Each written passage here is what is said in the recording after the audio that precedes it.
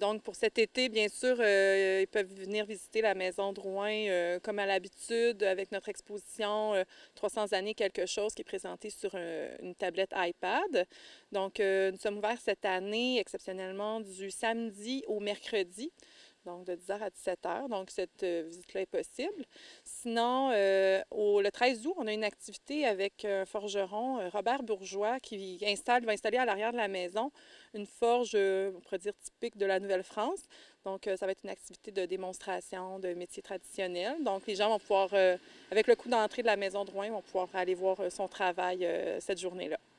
Et pour l'histoire, la maison Drouin représente quoi sur l'île d'Orléans? Ben, c'est une des plus anciennes maisons encore conservées de façon, on pourrait dire, de plus authentique. Donc, maison construite vers 1730, habitée jusqu'en 1984, sans avoir été modernisée, vraiment. Et elle a reçu tout récemment une mention du magazine Continuité d'une des sept merveilles architecturales du Québec. Donc, c'était un vote sur les réseaux sociaux qui avait lieu. Donc, il y a plusieurs lieux partout au Québec qui ont été nommés, dont notre précieuse Maison Drouin.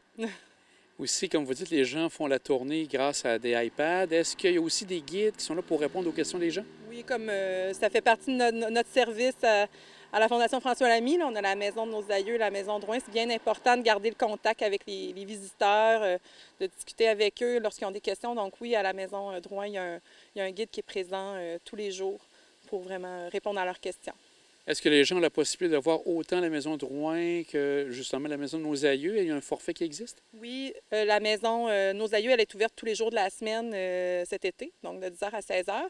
Donc, c'est possible d'avoir une entrée duo. Donc, les visiteurs peuvent payer l'entrée pour les deux maisons en même temps.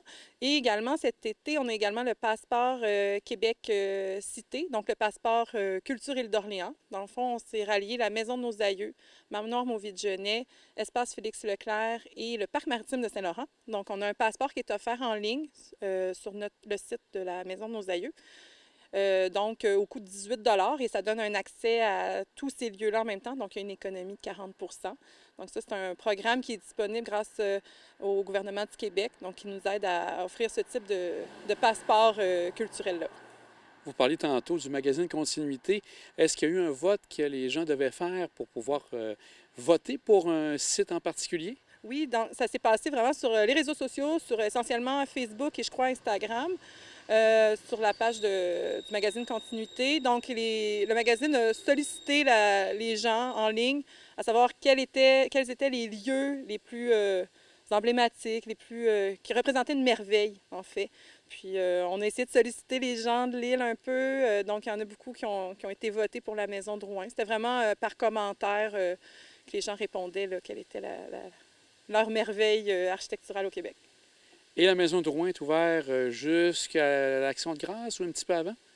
Pour le moment, c'est jusqu'à la fête du travail. On verra par la suite si on va continuer les fins de semaine jusqu'à l'Action de grâce, tout dépendant là, du personnel en place. Là. Donc, on va établir ça. Mais jusqu'à la fête du travail, c'est certain que nous sommes ouverts 5 jours sur 7. Bien, Madame Laflamme, un grand merci, puis on souhaite que les gens vont venir visiter la maison Drouin et bien sûr la maison de nos aïeux. Bien, merci. On les accueille avec plaisir.